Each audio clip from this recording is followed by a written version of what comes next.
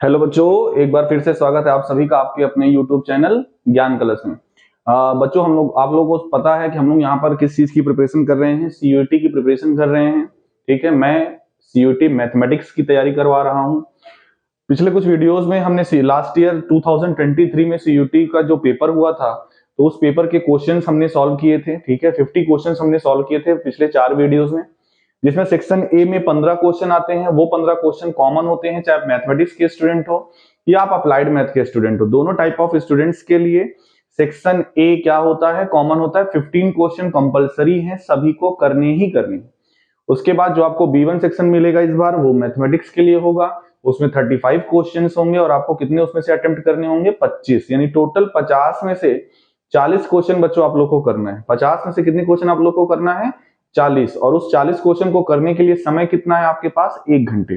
ठीक है, तो आज मैं 2022 में जो मैथमेटिक्स का पेपर हुआ था सीयूईटी में, वो मैं लेकर आया हूं। और उसके सेक्शन ए, जो कि दोनों के लिए कॉमन है, आपको पता ही है, चाहे वो अप्लाइड मैथ के स्टूडेंट हो चाहे वो मैथमेटिक्स के स्टूडेंट हो, दोनों ही टाइप ऑफ मैथमेटिक्स के स्टूडेंट के लिए ये कॉमन है।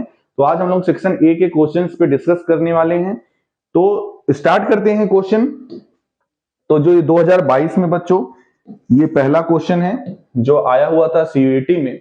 और क्वेश्चन स्टार्ट करने से पहले एक बार मैं फिर से आपको कह दूं, 27 मार्च लास्ट डेट है सीयूईटी अंडर ग्रेजुएट 2024 के फॉर्म फिलिंग की।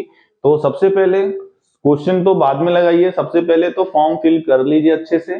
पहला काम बच्चों यही है, फॉर्म फिलिंग। फॉर्म अच्छे से भरिएगा, कोई गलती ना हो। ठीक है, सबसे पहले आप फॉर्म फिल कर लीजिए, देन उसके बाद बच्चों आप लोग प्रिपरेशन अभी से स्टार्ट कर दीजिए।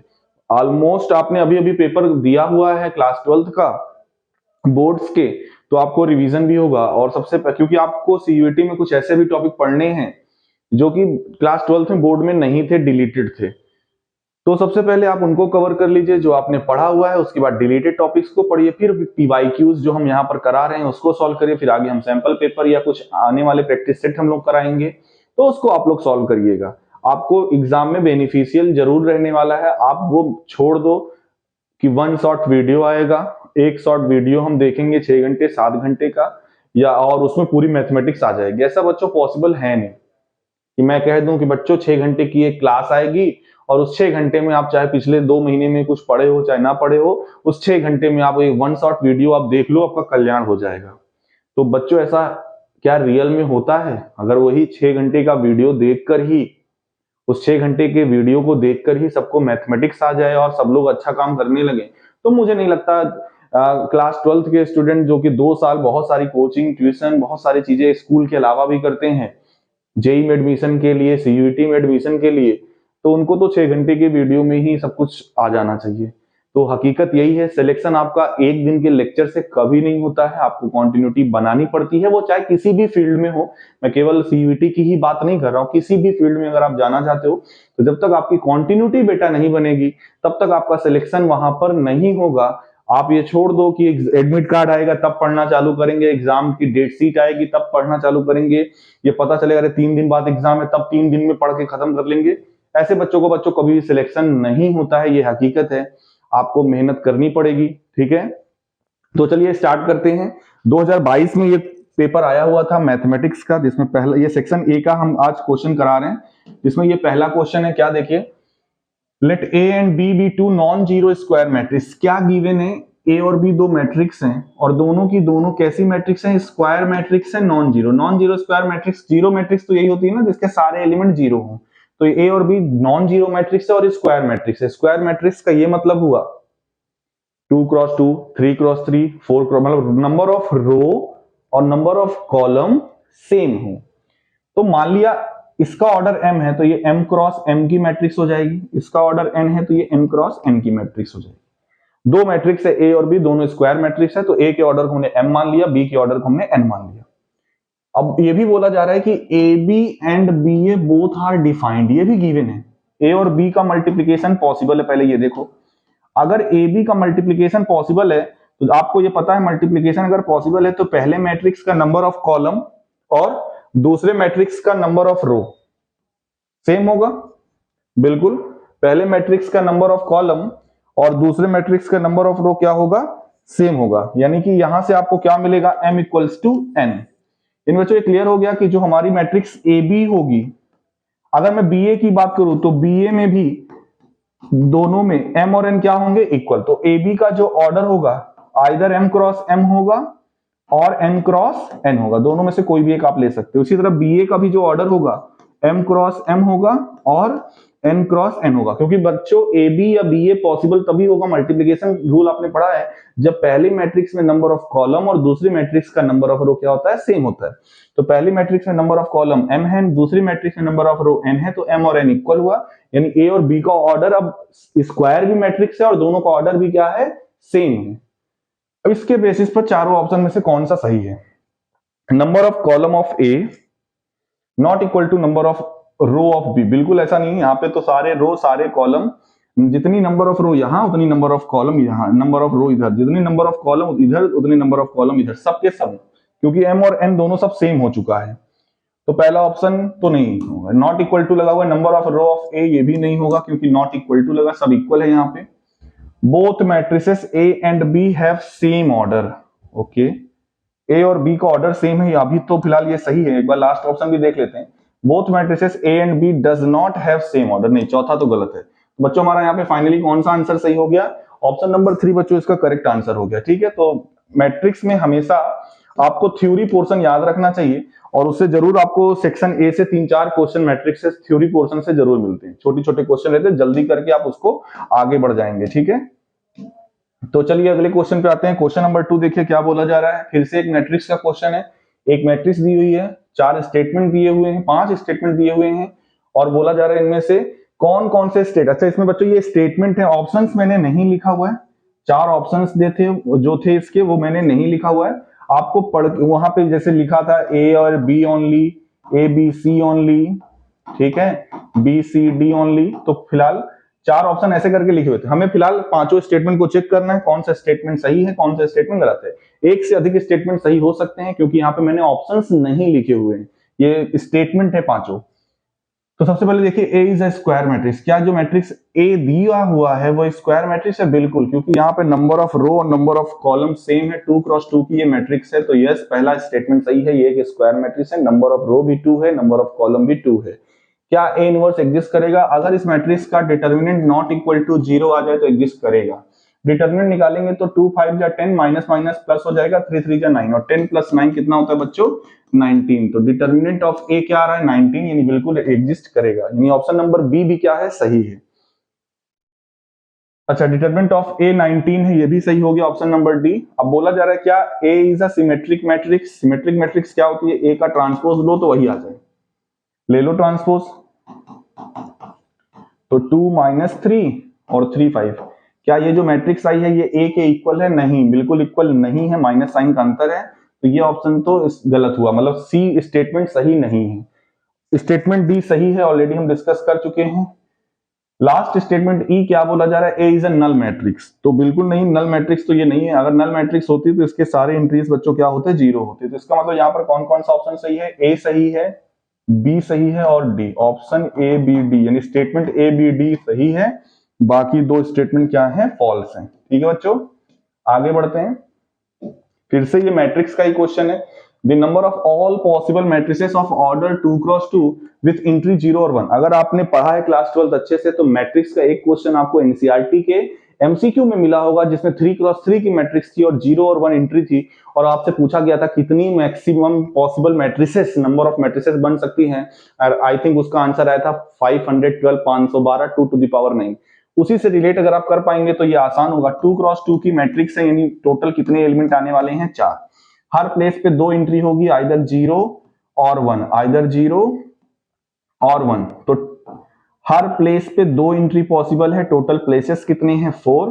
तो फंडामेंटल प्रिंसिपल ऑफ काउंटिंग लगा दीजिए, चाहे जो लगा दीजिए, इसका आंसर कितना हो जाएगा, 2 की पावर 4, यानी कि 16 पॉसिबल मैट्रिसेस होंगी, ठीक है, जिसकी एंट्री 0 या 1 हो।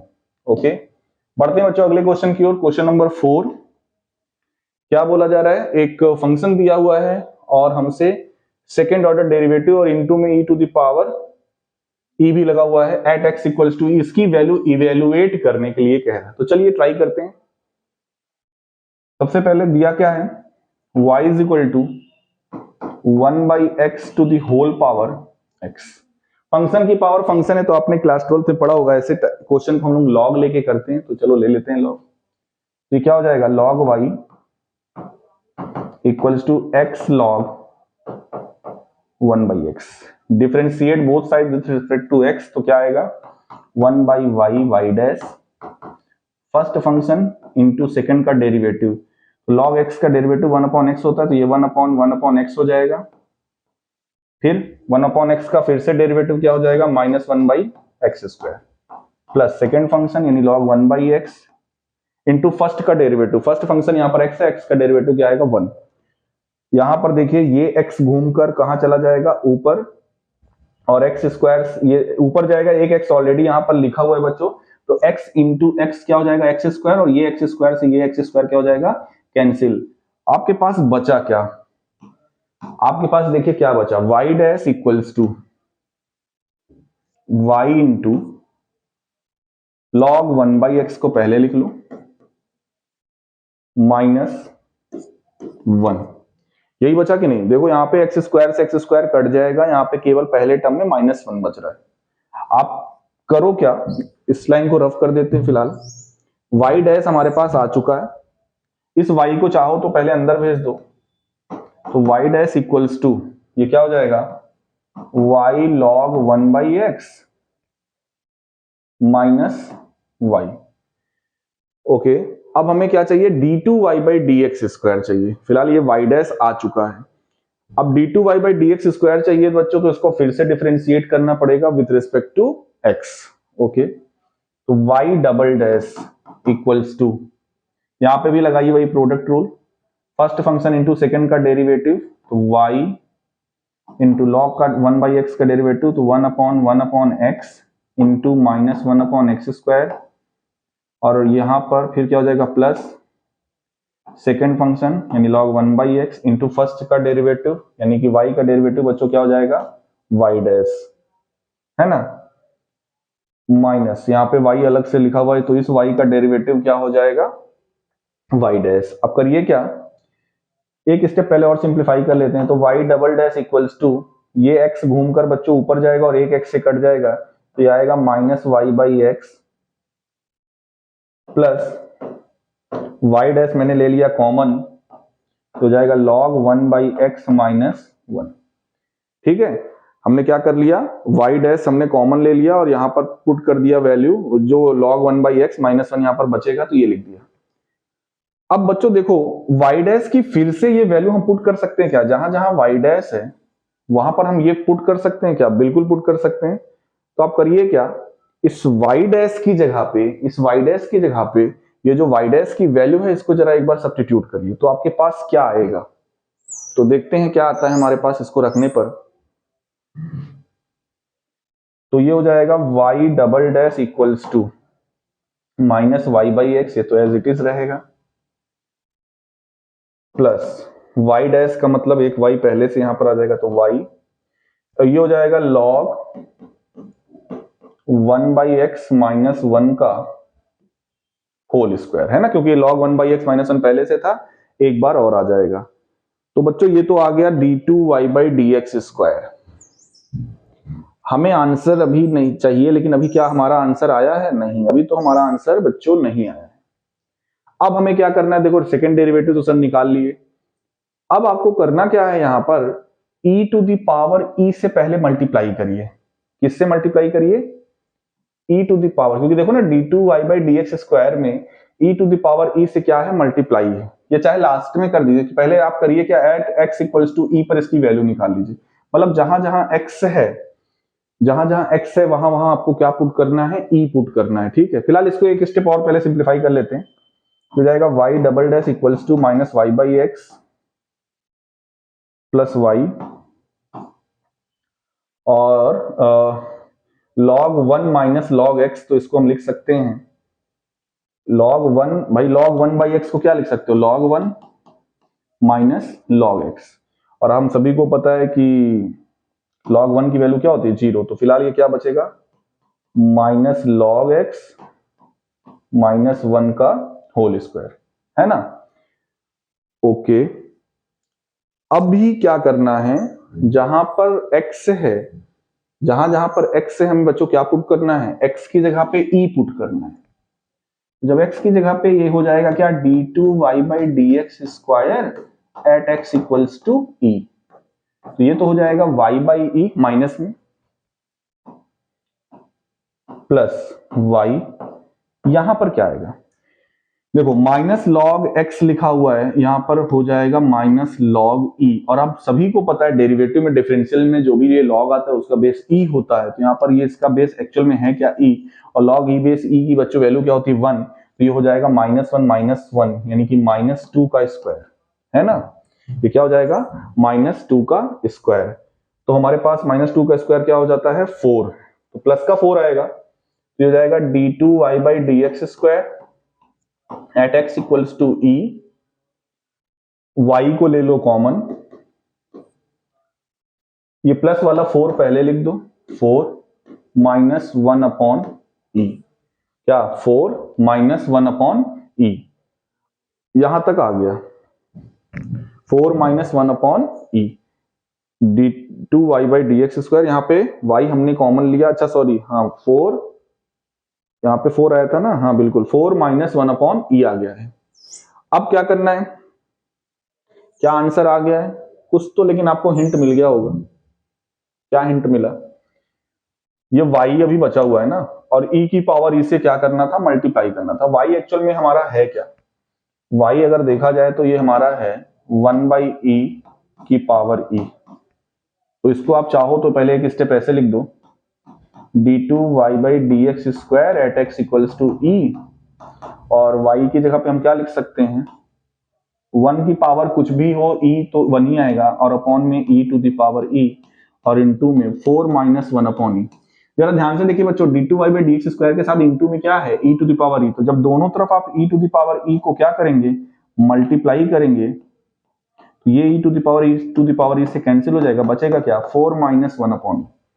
तो बच्चों 4 -1/e कहीं पर है, बिल्कुल ऑप्शन नंबर 2 आप देख रहे हो, 4 -1/e इसका क्या हो जाएगा, करेक्ट आंसर हो जाएगा। आगे बढ़ते हैं नेक्स्ट क्वेश्चन पे। क्वेश्चन नंबर 5 पूछा जा रहा है कि ये फंक्शन स्ट्रिक्टली डिक्रीजिंग तो है, दिया हुआ है। स्ट्रिक्टली डिक्रीजिंग का मतलब होता है f' लेस देन 0। तो इंटरवल हमें फाइंड करना है, f' क्या हो जाएगा, 2x - 2 लेस देन 0, है ना। तो आप यहां से क्या लिख सकते हो, x - 1 लेस देन 0, या फिर x लेस देन 1। इंटरवल के फॉर्म में लिखना है तो -∞ से 1 पर हमारा फंक्शन क्या होगा, स्ट्रिक्टली डिक्रीजिंग होगा। तो ऑप्शन नंबर 3 बच्चों इसका सीधा सीधा क्या हो जाएगा, करेक्ट आंसर हो जाएगा। ठीक है, आगे बढ़ते हैं। क्वेश्चन नंबर 6, ये इंटीग्रेशन का क्वेश्चन है, ठीक है, लेकिन इसको थोड़ा सा पैटर्न से करना है। आपको करना क्या है, देखिए यहाँ पर नीचे क्या लिखा हुआ है, x टू द पावर 5 + 3। इसको पैटर्न कुछ ऐसा बनाइए कि x टू द पावर 4 से हम ऊपर नीचे मल्टीप्लाई कर दें, तो देखो नीचे आ जाएगा x to the power 5, x to the power 5 + 3। अब करिए क्या, x टू द पावर 5 को t मान लो, तो क्या आ जाएगा, 5x की power 4 dx equals to dt। तो यहां से जब सब्स्टिट्यूट करेंगे x की पावर 4 dx, तो ये हो जाएगा 1/5, और इंटीग्रल में ये क्या आ जाएगा, 1 x की पावर 5 का मतलब t, और इसका मतलब t + 3। ठीक है बच्चों, ये हो जाएगा ना, हमने x की पावर 5 को t माना था, तो x की पावर 5 की जगह पे t, और ये x की पावर 5 + 3 था, तो ये हो जाएगा t + 3। इसको आप करिए क्या, ब्रेक कर लीजिए पार्शियल फ्रैक्शन से। आपको पता है पार्शियल फ्रैक्शन से ब्रेक करने 1/t t + 3 को, तो a/t + b/t + 3, है ना। तो ये 1 आएगा, इधर आएगा at + 3a और प्लस bt। तो इक्वेशन क्या मिलेगी, a + b = 0 और 3a = 1। तो a = 1/3, तो b = -1/3। यहाँ पे पुट कर दीजिए, हमने a/t ब्रेक किया, यानी 1/3 इंटीग्रल 1/t dt माइनस, क्योंकि b की वैल्यू माइनस है तो -1/3 इंटीग्रल 1/t + 3 dt। ये हो जाएगा बच्चों ठीक है। अब इसके बाद करिए क्या, यहां पर इसको इंटीग्रेट कर लीजिए, या 1/3 को सबसे पहले बाहर लाएंगे तो हो जाएगा 3 5 जा 15, तो 1/15 बाहर आ गया। 1/t का इंटीग्रल log t माइनस इसका log t प्लस 3, है ना। और log m minus log n क्या होता है, log m अपॉन n होता है। तो 1/15 log t upon t plus 3, और t की जगह पे क्या रखना है, t हमने माना किसको था, x टू द पावर 5 को। तो 1/15 से रिलेटेड देखो ऑप्शन नंबर 2 मिल रहा है। 1/15 log t upon t plus 3, t की जगह पे x पावर 5 रखेंगे, बिल्कुल ऑप्शन नंबर 2 से ये मैच कर रहा है। तो इस 6 क्वेश्चन का आंसर क्या हो जाएगा, सेकंड ऑप्शन। नेक्स्ट क्वेश्चन देखिए बच्चों, ये फिर से इंटीग्रल का क्वेश्चन है। पहले इसको इंटीग्रेट करना है और उसका इंटीग्रल कुछ इस टाइप से आएगा, तो उसको कंपेयर करना है इस आरएचएस से, और हमें देखना है कि क्यूएक्स हमारा क्या आएगा। चलिए करते हैं। X cube upon x plus 1 dx, इसका इंटीग्रल करना, करिए क्या बच्चों, +1 और -1 करिए। +1 -1 मतलब मैं ये कह रहा हूं, इसको ऐसे लिखिए, x cube plus 1 upon x plus 1 -1 upon x plus 1। ठीक, यहां पर ऊपर ए क्यूब प्लस बी क्यूब का फॉर्मूला लगाते हैं। तो पहले ब्रैकेट में आएगा a प्लस बी, दूसरे में आएगा a square plus B square, B square का मतलब 1, a square plus B square minus A B का मतलब ये, और अपॉन में x प्लस 1 माइनस ये क्या है, इसको एज इट इज रहने दीजिए। इसका हमें इंटीग्रल करना है फिलहाल। ये x प्लस 1 से x प्लस 1 कटेगा, इसका बच्चों जब इंटीग्रेट करेंगे तो क्या आएगा, एक्स क्यूब अपॉन 3, एक्स का पहले कर लो तो माइनस एक्स स्क्वायर बाई 2, और प्लस 1 का क्या आ जाएगा x, और माइनस इसका क्या हो जाएगा log x प्लस 1 और प्लस का c। जरा बच्चों इस इंटीग्रल को अपने आरएचएस से मैच कराइए। तो देखिए लास्ट के टर्म c है minus log x plus 1 minus log x plus 1, तो क्यूएक्स की जगह ये वाला पॉलिनोमियल ले रहा है कि नहीं, एक्स क्यूब बाई 3 कहीं है, x cube by 3 minus x square by 2 plus x. तो ऑप्शन नंबर 4 इसका क्या हो जाएगा, सही हो जाएगा। ठीक है, आगे बढ़ते हैं।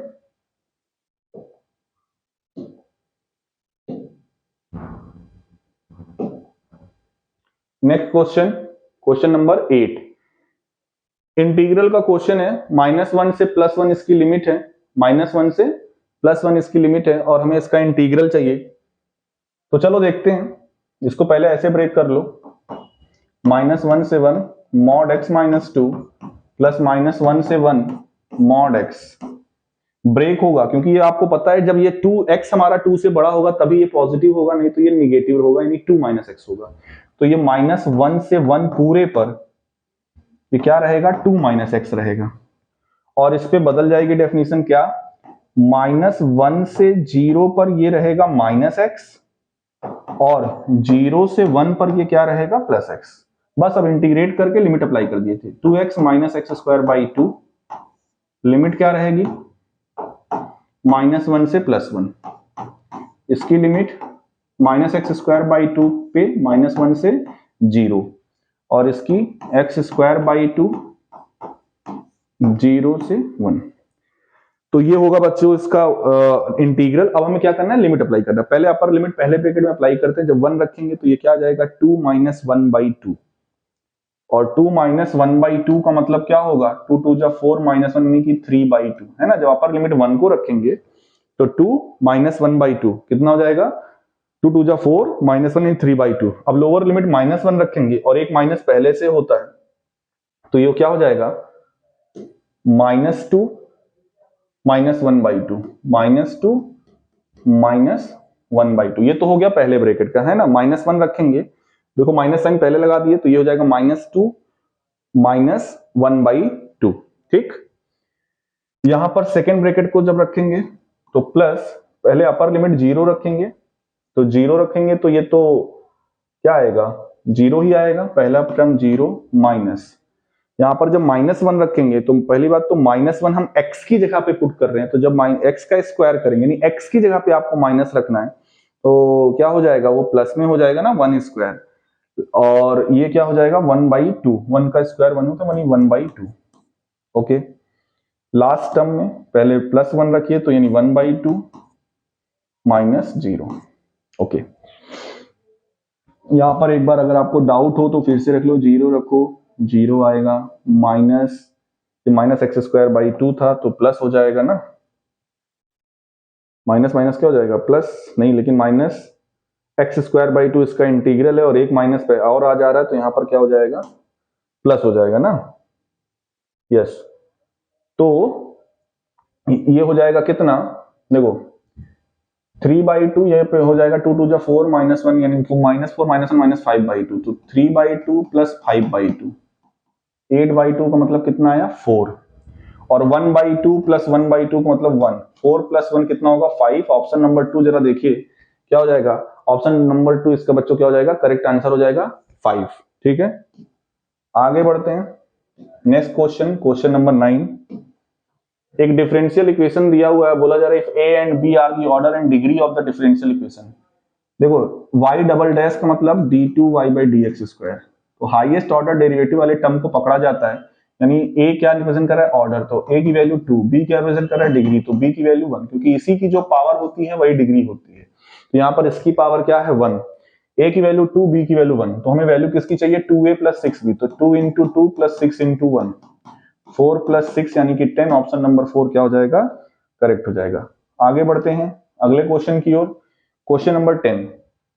एक डिफरेंशियल इक्वेशन फिर से है क्या, x dy - y dx, तो x dy बराबर क्या हो जाएगा y dx, x को एक तरफ y को एक तरफ, तो हो जाएगा dy/y इक्वल्स टू dx/x, दोनों तरफ इंटीग्रेट करिए, सोल्यूशन चाहिए तो हो जाएगा log y equals to log x, integral constant जब तो सब लॉग में तो इसको भी हम लॉग में रखते हैं, तो ये क्या हो जाएगा log y बराबर log cx, है ना, प्रोडक्ट में हो जाएगा, लॉग से लॉग कैंसिल हुआ, y बराबर क्या आ गया cx, तो ये आई इक्वेशन, डिफरेंशियल इक्वेशन का सोल्यूशन, डिफरेंशियल इक्वेशन का solution y equals to cx।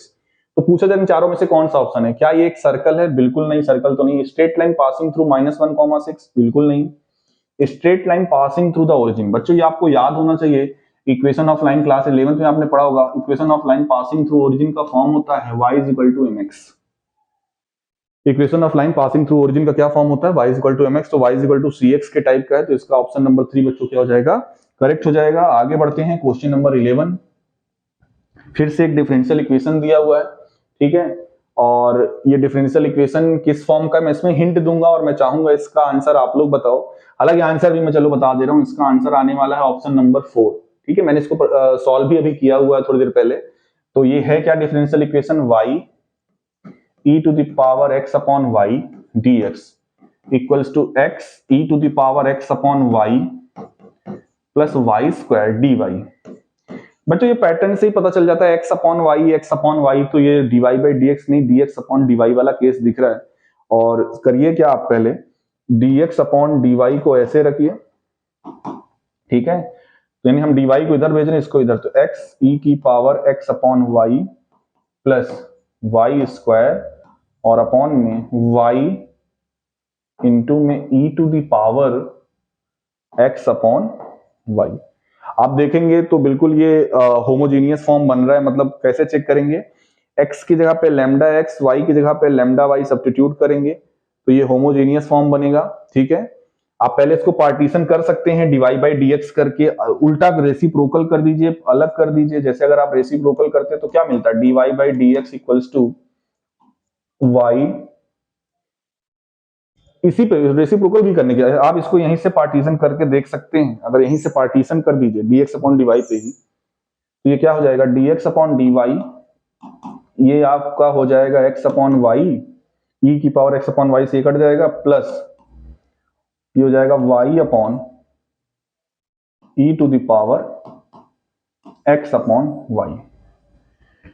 तो ये हो गई आपकी डिफरेंशियल इक्वेशन। अब इसी का हमें क्या निकालना है, सोल्यूशन, और इनिशियल कंडीशन दी हुई है when y of 0 equals to 1, तो हमें x ऑफ e पूछ रहा है बच्चों, y ऑफ 0 1 दे रहा है, मतलब ये है कि आपको करना क्या है, यहां पर देखो x/y को क्या मान लो, v मान लो, यहां से x बराबर आप क्या लिख सकते हो, vy, दोनों तरफ y के रेस्पेक्ट में डिफरेंशिएट करोगे तो dx अपॉन dy क्या हो जाएगा, फर्स्ट फंक्शन इंटू सेकंड का डेरिवेटिव 1 आया, plus second function into first का डेरिवेटिव,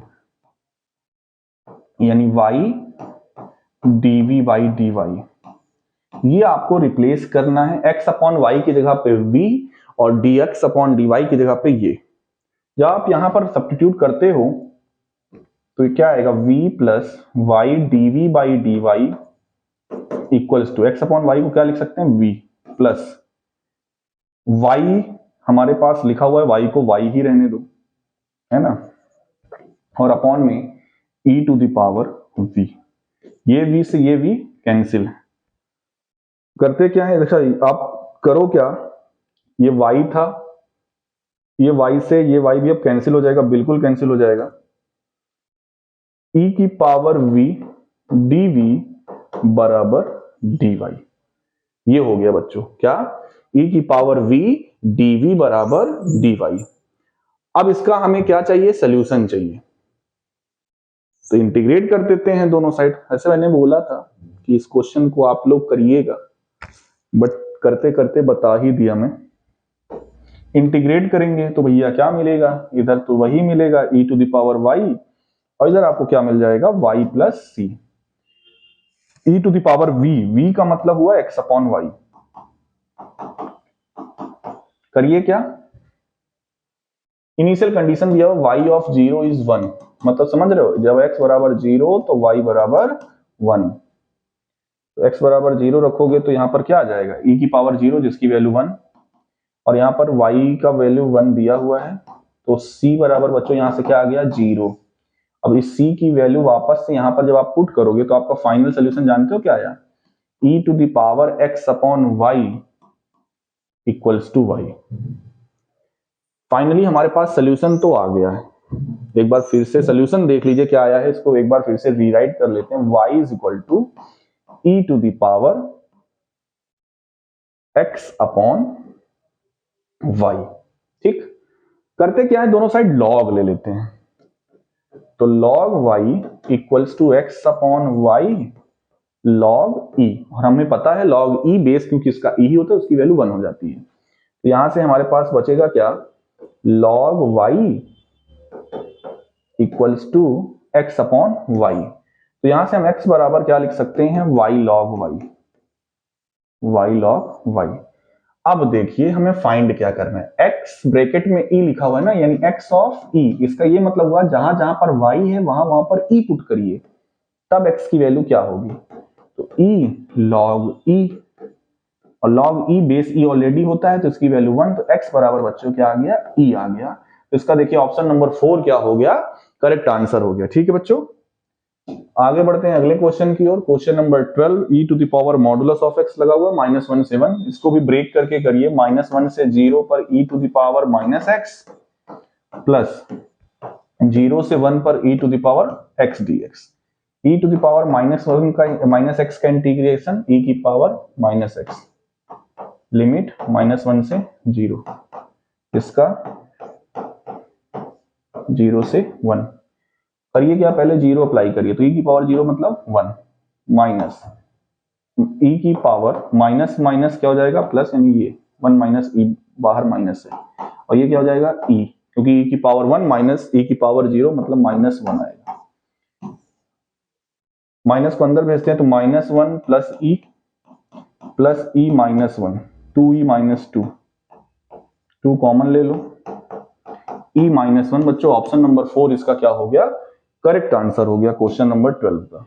आगे बढ़ते हैं, क्वेश्चन नंबर 13 देखिए, प्रोबेबिलिटी का क्वेश्चन है, इससे रिलेटेड आपने फॉर्मूला पढ़ा हुआ है क्या, P of A union B equals to P of A plus P of B minus P of A intersection B। P of A union B बराबर क्या होता है, P of A plus P of B minus P of A intersection B। Value put कर देते हैं, यहाँ पे आ जाएगा 7/12, यहाँ पे आ जाएगा 5/12, यहाँ पे आ जाएगा 3/12। सबसे अच्छी बात यह सब डिनोमिनेटर में 12 है, minus P of A intersection B। अगले स्टेप में P of A intersection B को इधर भेजते हैं, तो 5 3 8, 8/12 माइनस 7/12, ये हो जाएगा 1/12। 1/12 ऑप्शन नंबर 2 इसका क्या हो जाएगा बच्चों, करेक्ट आंसर हो जाएगा। आगे बढ़ते हैं क्वेश्चन नंबर 14। ठीक है, इसमें वेरिएंस पूछा है। वेरिएंस मैंने प्रीवियस, अगर आप मेरा वीडियो देखोगे जो हमने 2023 का प्रीवियस ईयर क्वेश्चन पेपर कराया हुआ है, उसमें मैंने वेरिएंस बताया हुआ है। वेरिएंस कैसे निकालते हैं, मीन कैसे निकालते हैं। मीन आपके सिलेबस में था भी 12th में, लेकिन वेरिएंस आपके सिलेबस में नहीं था। तो देखिए वेरिएंस निकालने के लिए, एक सेकंड, वेरिएंस निकालने के लिए फॉर्मूला क्या होता है, सिग्मा स्क्वायर से खैर रिप्रेजेंट करते हैं। वेरिएंस का फॉर्मूला होता है समेशन पी आई इंटू में x i square minus mean का स्क्वायर, ये होता है वेरिएंस का फॉर्मूला। और मीन कैसे निकालते हैं, मीन निकालने के लिए समेशन पी आई एक्स आई। ठीक है, सबसे पहले तो यहाँ पे के की वैल्यू आपको निकालनी पड़ेगी। के की वैल्यू कैसे निकालते हैं, ये भी प्रोबेबिलिटी डिस्ट्रीब्यूशन में आपने पढ़ा 0.1 plus 2k plus k plus k plus 2k, ये सब किसके इक्वल होगा, 1 के। तो 2k plus 2k 4k 6k, तो 6k बराबर 1 माइनस 0.1 मतलब 1/10, यानी 6k बराबर क्या आ गया, 9/10 है ना। तो k बराबर ये 3 3 जा 9, 3 2 जा 6, 3/20, तो ये कितना हो जाएगा 0.15। तो k की वैल्यू आ गई 0.15। ठीक है, k की वैल्यू क्या आ गई 0.15। तो सबसे पहले आप करेंगे क्या, k की वैल्यू को रख के सही से टेबल बनाइए पहले। px ये 0 है, ये 1 है, ये 2 है, ये 3 है, ये 4 है। 0.1 k की वैल्यू हमारे पास क्या आई है 0.15, तो 15 दूना 30 यानी हो जाएगा 0.30, 0.15 0.15 और ये हो जाएगा 0.30। 30 30 60 30 90 10 100, बिल्कुल सही है। तो ये अब तो बना प्रोबेबिलिटी डिस्ट्रीब्यूशन। हमें मीन चाहिए, तो क्या करेंगे, x और px का प्रोडक्ट निकालेंगे और इनका सम कर देंगे। तो ये तो 0 हुआ, ये 0.30 हुआ, ये हो जाएगा 0.30, 15 45 यानी 0.45, ये हो जाएगा 1.20 यानी 1.2। अब इन सभी को जब सम करेंगे तो देखिए यहाँ पे लास्ट में 0 लगा लो, तो कितना आ जाएगा 0.555, तो यहाँ पे आया 5, फिर 2 प्लस 4 यानी कि 6 प्लस 3 9, 9 प्लस 3 यानी कि 12, 2 यानी कि 1 कैरी आया, 1 प्लस 1 यानी कि 2। तो बच्चों एक चीज तो हमें पता चल गई मीन, वो क्या आया है 2.25। ओके, अभी एक चीज हमें क्या करना है और निकालना है, वो क्या है, एक टेबल और निकाल लेते हैं, वो होगा x i square into p x. मैंने फॉर्मूला वेरिएंस का बता दिया, मतलब इसका स्क्वायर करिए और पी एक्स से मल्टीप्लाई करिए। 1 का स्क्वायर 1 ही होता है, इसको मल्टीप्लाई करेंगे तो 0.30 आएगा। 2 का स्क्वायर 4 और 15 चौको 60 यानी 0.60। 3 का स्क्वायर 9 और 15 9 जा 135, 1.35। 4 का स्क्वायर 16 और 16 3 जा 48 यानी 4.80। इसको भी सम कर लेते हैं, 0.555, तो यहां पर आएगा 5, 8 प्लस 3 11, 11 प्लस 6 17 प्लस 3 20, 0 2 कैरी आया, 4 प्लस 2 6 प्लस 1 7, 7.05, ये क्या आ गया ये। अब मैंने आपको वेरिएंस का फॉर्मूला बताया हुआ है, वेरिएंस का फॉर्मूला क्या, summation x i square into p x minus mean का स्क्वायर। अब बच्चों दोनों ही आपके पास हैं, इसका क्या है, इसका सम आया है 7.05, मीन कितना आया है 2.25। अब आपको करना क्या है, इस 2.25 का स्क्वायर करना है, 7.05 में 2.25 का स्क्वायर करिएगा, जो आएगा उसको माइनस कर दीजिएगा, वही आंसर आएगा। आंसर डेसिमल में आएगा। जब आप उसको बच्चों फ्रैक्शन में कन्वर्ट करोगे तो ऑप्शन नंबर 4 बच्चों इसका क्या हो जाएगा, करेक्ट आंसर हो जाएगा। करिएगा जरूर इसको आप लोग। नेक्स्ट क्वेश्चन जो कि लास्ट क्वेश्चन है आज के लेक्चर का, क्वेश्चन नंबर 15 एलपीपी से है, लीनियर प्रोग्रामिंग प्रॉब्लम से है, जेड दिया हुआ है, कांस्टेंट्स दिए हुए हैं और हमसे क्या पूछा जा रहा है, मैक्सिमम वैल्यू मैक्सिमाइज करने की बात हो रही है। तो सबसे पहले दो ग्राफ हमारे पास बनाने पड़ेंगे, 2x + 3y = 28 और x प्लस वाई बराबर 10। इसमें तो चलो जी सीधा सीधा दूसरी वाली लाइन के लिए पॉइंट हमारे पास मिल जाएगा 0 10 10 0, है ना, ये दूसरी लाइन के लिए। पहली वाली लाइन के लिए अगर हम करते हैं यानी कि इस लाइन के लिए, ये तो चलो इस लाइन के लिए हो गया। अगर आप x इक्वल्स टू 0 लेते हो तो 28/3 यानी 9.3, और अगर आप y इज इक्वल टू 0 लेते हो तो ये कितना आएगा 14। ओके, तो हमारा जो ग्राफ होगा, हमें तो रफली ग्राफ ही बनाना है क्योंकि हमें फर्स्ट क्वाड्रेंट पे ही रहना है, तो हम केवल फर्स्ट क्वाड्रेंट पे बनाने की कोशिश करते हैं। ये हमारे लिए हो जाएगी x एक्सिस, ये हमारे लिए हो जाएगी y एक्सिस। x एक्सिस पे मैक्सिमम 14 तक जाना है, तो मान लो 1 2 3 4 5 6 7 8 9 10 11 12 13 14। y एक्सिस पे 10 तक जाना है मैक्सिमम, 1 2 3 4 5 6 7 8 9 10। 0,10 ये हो गया, 10,0 1 2 3 4 5 6 7 8 9 10। तो एक लाइन तो बच्चों ये हो गई। एक दूसरी लाइन के लिए 14,0 एक पॉइंट तो ये हो गया, और दूसरा पॉइंट है 0,9.3। 9.3 यानी ये हमारा अगर y की वैल्यू 9 क्या आ रही है, अगर x की वैल्यू हमने 0 लिया तो y की वैल्यू आ रही है 9.3। ये यहां कहीं आ रहा है 9.3 थोड़ा सा पहले, तो ये जो भी लाइन जाएगी तो इसको इंटरसेक्ट करते हुए जाएगी, है ना। अब हमें करना क्या है, इस इंटरसेक्टिंग, अच्छा देखो दोनों में लेस, अब करते क्या है, इसके बाद ओरिजिन को सेटिस्फाई कराते हैं। इनइक्वालिटीज जो दी होती हैं उस पे ओरिजिन को क्या करते हैं, सेटिस्फाई कराते हैं, देखते हैं कौन सा रीजन फीजिबल रीजन हमारे लिए आ रहा है। तो पहली लाइन पे 0,0 सेटिस्फाई करेगा, बिल्कुल सेटिस्फाई करेगा। दूसरी पे सेटिस्फाई करेगा, बिल्कुल सेटिस्फाई करेगा। पहली लाइन के भी अंदर और दूसरी लाइन के भी अंदर तो कौन सा कॉमन पार्ट आपका फीजिबल रीजन होगा, ये पार्ट बच्चों आपका क्या होगा, फीजिबल रीजन होगा। आपके लिए कॉर्नर पॉइंट एक O हो गया, A हो गया, ये B हो गया, ये C हो गया। तो B का पार्ट तो अच्छा, पहली लाइन के भी अंदर का पार्ट, दूसरी लाइन के भी अंदर का पार्ट, ठीक है। तो हमारे लिए ये हो जाएगा, इसका देखिए